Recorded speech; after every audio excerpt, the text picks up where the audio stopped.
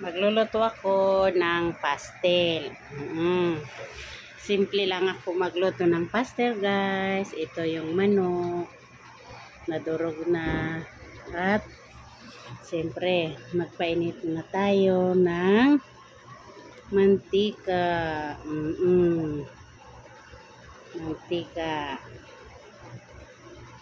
And then, lagay natin yung bawang. Ang tawag sa amin ay lansuna at kapan. And then, lagay natin yung luya. Pagirisin. Luya. Mix natin. Yan, naging brown na siya. And then, ilagay natin yung manok na piniktas natin. Ito siya. Yan. Yan. Kaya lang yan, guys, parang namumuo kasi galing siya sa refrigerator. Nakalagay siya doon. Yan. Pag mag-mix na yan, yung palapan niya. At saka mayroon din yan paminta. Linagay ko kanina yung paminta na maliit. And then, lagyan na natin ng dato puti. Ito ang gamit kong dato puti. Toyo sa pastel kasi mas makulay. At hinalo ko na rin yung recipe niya, sili at bawang, ano ba yun, sibuyas dahon at sibuyas bombay. Yan, mix natin yan.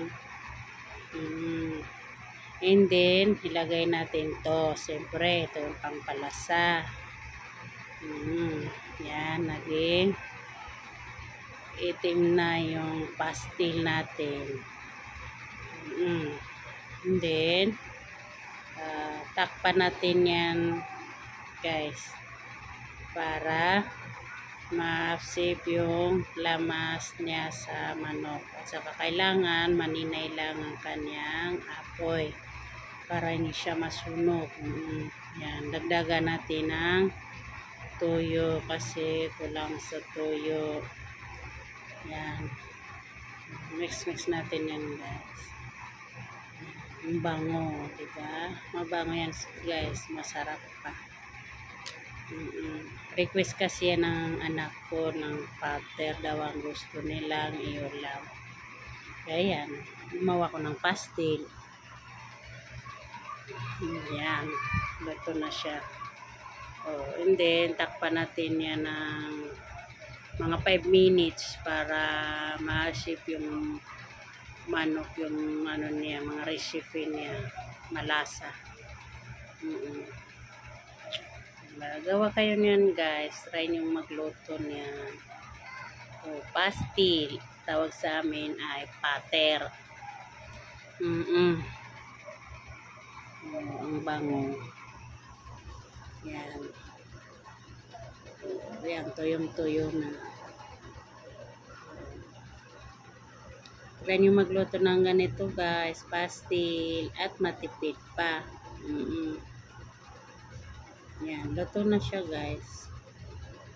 Mabango. Yan. At lagyan natin pala siya ng namnam. Nakalimutan kong lagyan ng namnam. Ang palasa. Yan. Lagyan natin ng namnam. Yan. Diba? Ang bango at masarap pa. Thank you, guys, for watching. Baka naman pwede share at react at comment. Thank you. Kain na mga bata.